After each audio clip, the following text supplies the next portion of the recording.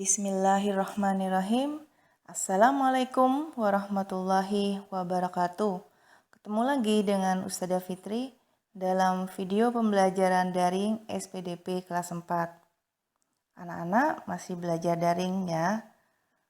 Walaupun belajar daring, kalian tetap semangat kan? Jangan lupa tetap berdoa semoga wabah ini segera berakhir sehingga kita bisa belajar dengan nyaman di sekolah. Amin.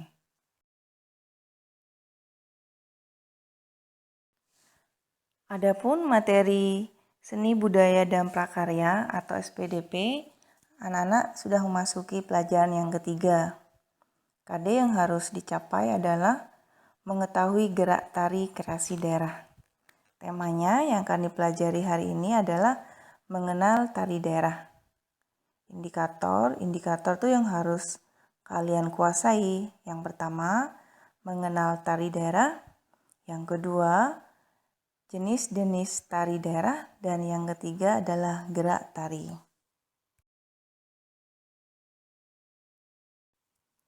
Seperti biasa, sebelum belajar jangan lupa berdoa supaya ilmu yang masuk itu adalah ilmu yang bermanfaat dan Allah mudahkan. Amin.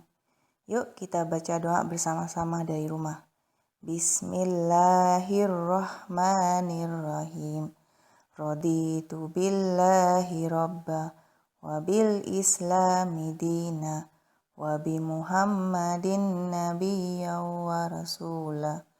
Rabbi zidni ilma warzuqni fahma. Amin.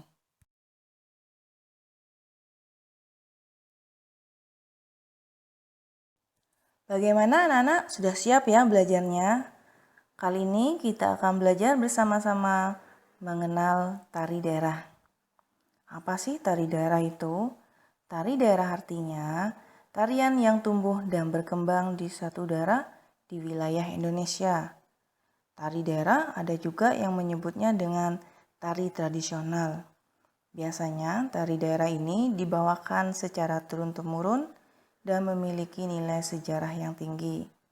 Memiliki nilai sejarah yang tinggi karena tarian ini diwariskan secara turun-temurun.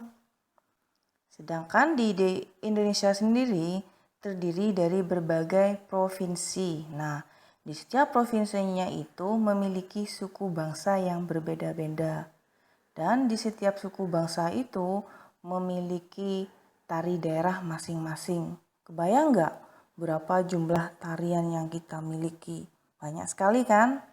Nah, coba kita sebutkan sekarang di Indonesia itu memiliki ada berapa provinsi? Ya, ada 34 provinsi.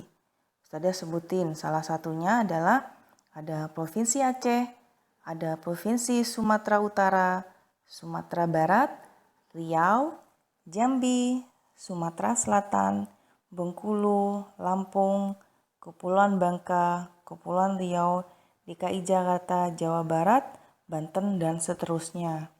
Di sini Ustazah Fitri hanya menyebutkan 2 provinsi, yaitu yang pertama adalah Provinsi Aceh dan Provinsi DKI Jakarta. Nah, di Provinsi Aceh memiliki banyak sekali tari daerahnya.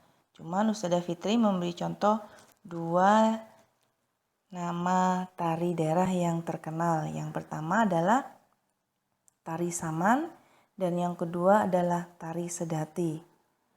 Dan di wilayah Provinsi DKI Jakarta, tari daerahnya yang terkenal adalah tari ondel-ondel dan tari topeng.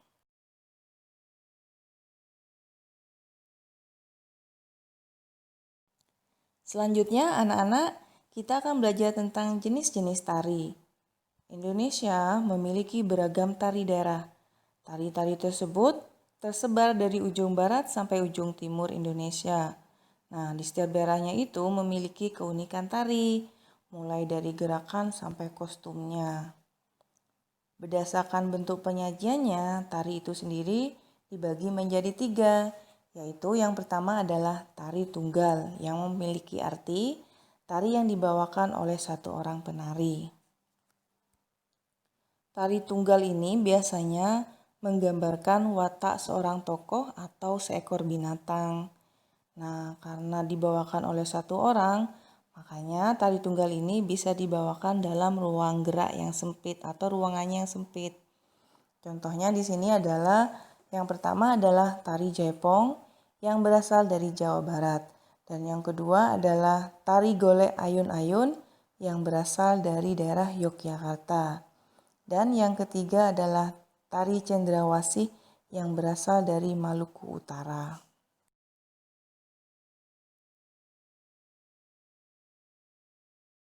Jenis tari yang selanjutnya adalah tari berpasangan. Nah, tari berpasangan ini memiliki arti tari yang dibawakan oleh dua orang penari, baik sesama jenis atau berlawanan jenis. Paham ya? Kalau yang sesama jenis itu maksudnya wanita dengan wanita. Sedangkan yang berlawanan jenis itu maksudnya wanita dan laki-laki. Paham ya? Biasanya gerakan pada tari berpasangan ini saling berinteraksi. Jadi ada interaksi antara penari yang satu dengan penari yang lainnya. Contohnya di sini adalah ada tari cokek yang berasal dari Betawi. Nah, di sini pada gambar tari cokek ini dibawakan oleh dua orang yang sejenis ya. Jadi wanita dengan wanita. Yang kedua adalah ada tari serampang 12 asalnya dari Sumatera Utara. Nah, tari serampang 12 ini kebetulan dibawakan oleh dua orang yang berlawanan jenis, ada laki-laki dan wanita.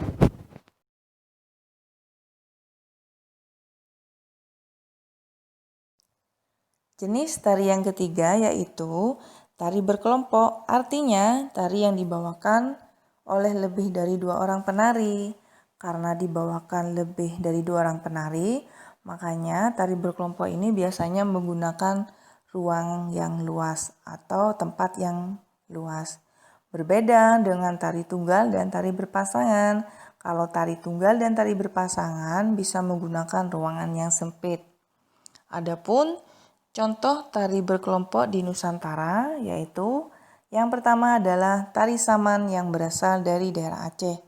Yang kedua adalah tari kuda lumping yang berasal dari daerah Ponorogo.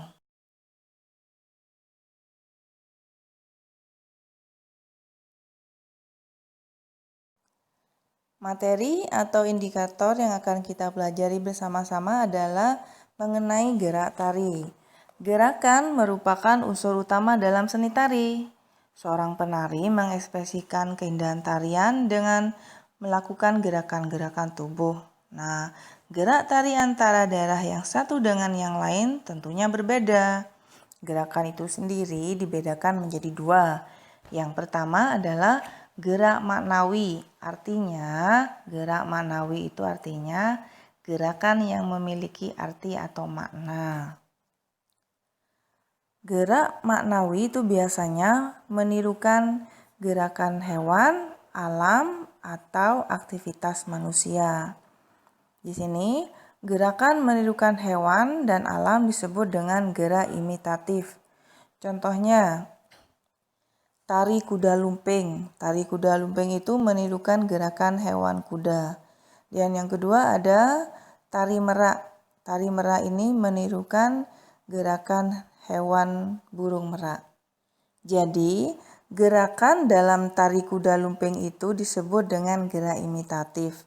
Sedangkan gerakan dalam tari merak itu disebut dengan gerak imitatif juga karena menirukan gerakan hewan. Selanjutnya yaitu gerakan menirukan aktivitas manusia yang disebut dengan istilahnya gerak mimitif. Contohnya di sini adalah ada tari bondan dan tari tarik pukat. Kalau tari bondan itu menirukan aktivitas seorang ibu-ibu sedang mengasuh anaknya. Makanya tampak dalam gambar, di situ ada gambar seorang wanita sedang menggendong anak bayi. Dan yang kedua adalah tari tarik puket. Kalau tari tarik puket ini menirukan aktivitas seorang nelayan sedang membuat jaring-jaring ikan.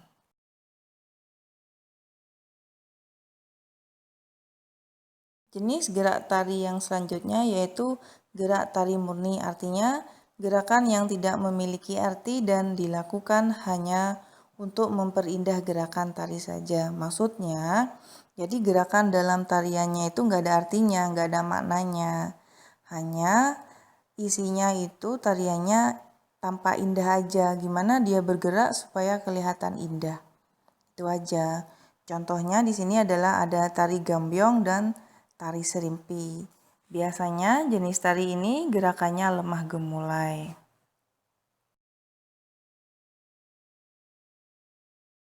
Alhamdulillah kalian tadi sudah menyimak video pembelajaran materi tentang mengenal tari daerah. Selanjutnya adalah tugas kalian, yaitu yang pertama adalah merangkum materi dan yang kedua adalah menjawab soal, yaitu soalnya ada 5, nomor 1 sampai nomor 5. Jangan lupa kedua tugas ini dikerjakan dengan baik, ditulis di buku tulis dan dikumpulkan di kelas kalian masing-masing. Mari kita tutup pembelajaran ini dengan membaca doa kafaratul majlis. Bismillahirrahmanirrahim. Subhanakallahumma wa bihamdika asyhadu an la ilaha illa anta astaghfiruka wa atubu ilaik. Sekian dulu dari Ustazah Fitri. Semoga kalian tetap semangat belajarnya, tetap jadi anak yang soleh dan soleha. Wassalamualaikum warahmatullahi wabarakatuh.